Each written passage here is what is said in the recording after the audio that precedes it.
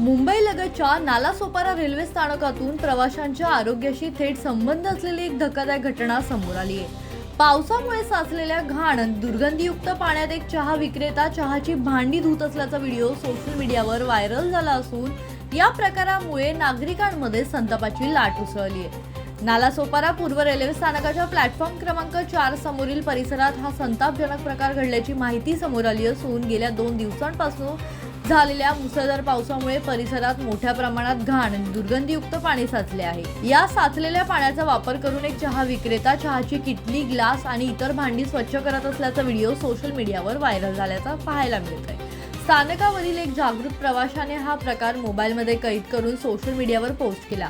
Video viral होताच railway प्रवासी आणि स्थानिक नागरिकांनी तीव्र संताप व्यक्त करत संबंधित विक्रेत्यावर कठोर कारवाईची मागणी केली आहे।